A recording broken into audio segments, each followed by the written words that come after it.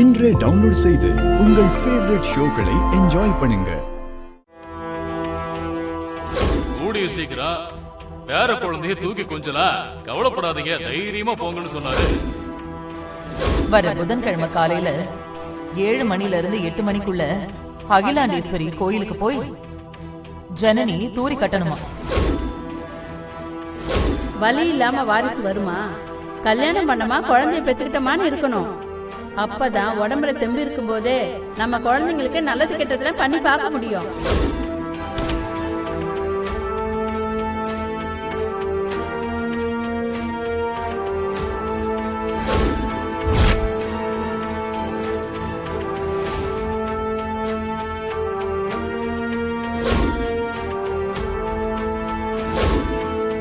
ரம்யா,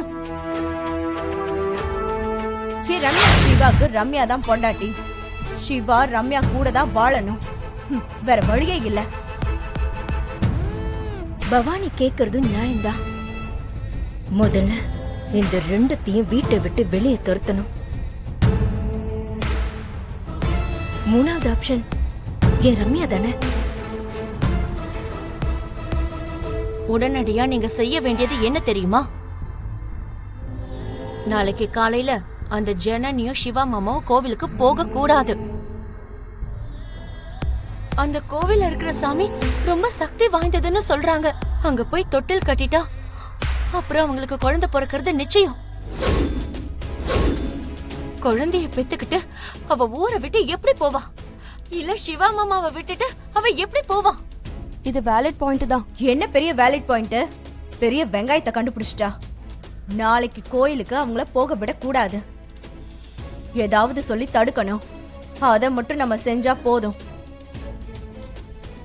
ஆமா, நாளைக்கு அவங்கள கோயிலுக்கு போக விடாம தடுக்கணும். அதுக்கப்புறம் இந்த ஜனனிய இந்த குடும்பத்தை விட்டு மலேசியாவுக்கு அனுப்பணும். அதுக்கப்புறமா இந்த பிரசிடென்ட்டா எப்படியாவது அவமானப்படுத்தி சிவா கிட்ட இருந்து பிரிக்கணும். பண்றோம்னு சொல்லிட்டே தான் இருக்கோம். ஆனா நம்ம எதுவுமே பெருசா பண்ணதே இல்ல. அந்த துளசிக்கு ஃபேவரா ஏதாச்சும் ஒண்ணு நடந்துகிட்டே தான் இருக்கு. நாம ஏதாச்சும் பிளான் பண்ணாலும் அதுவும் துளசிக்கு ஃபேவரா தான் போய் முடியுது. கொஞ்சம் ஏமாந்துட்டோம், இனிமே கேர்ஃபுல்லா இருப்போம். நம்மளுடைய முதல் ஆக்ஷன் நாளைக்கு அவங்கள கோயிலுக்கு போக விடக்கூடாது.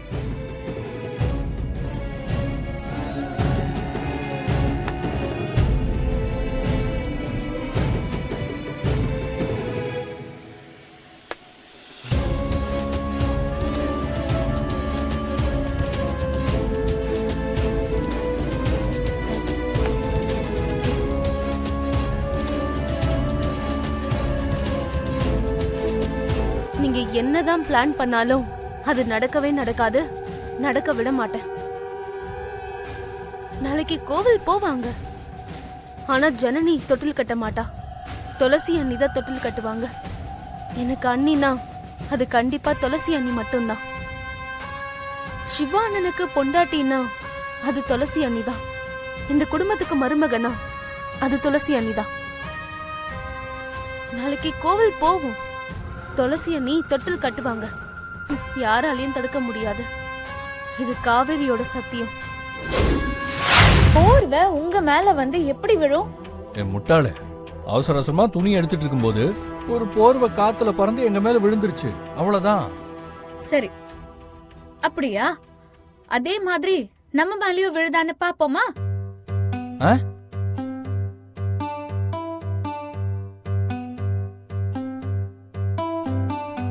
கடவுளே, என்ன இது? இப்ப பாரு, இப்படியே நிக்கலாம்.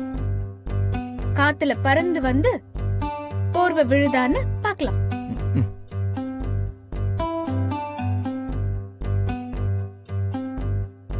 ஜனனி, பைத்தியம் மாதிரி பிஹேவ் பண்ற நீ.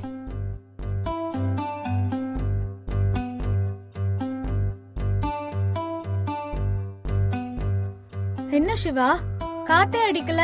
ஐயோ, இப்ப அதுவும் என் தப்பு தானா? என்ன சிவா?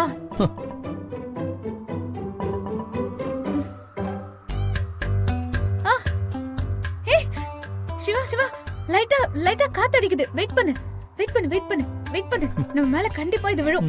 வெயிட் பண்ணு. வா வா ப்ளீஸ், வா வா வா. சிவா ஏன் அது பறந்து வரல? இதுக்கு நான் என்ன ஜனனி பதில் சொல்றது? இல்ல காத்துல பறந்து வந்து நம்மள மூடுனா நம்மளும் ஜாலியா விளையாடலாம்ல.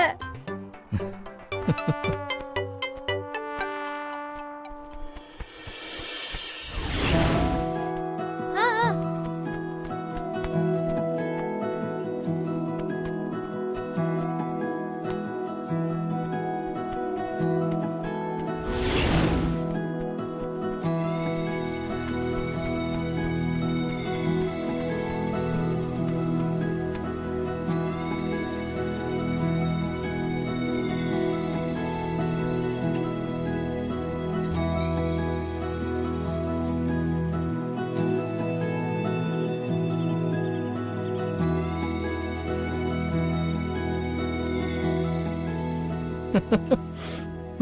என்ன சிவா சிரிக்கிற? சிரிக்காத சிவா, சத்தியமா சொல்ற சிரிக்காத. இல்ல இல்ல, அது வந்து எனக்கு செம்ம கோவம் வருது சிவா. எனக்கு கோவம் வருதுன்னு சொல்றேன்ல. ஏய்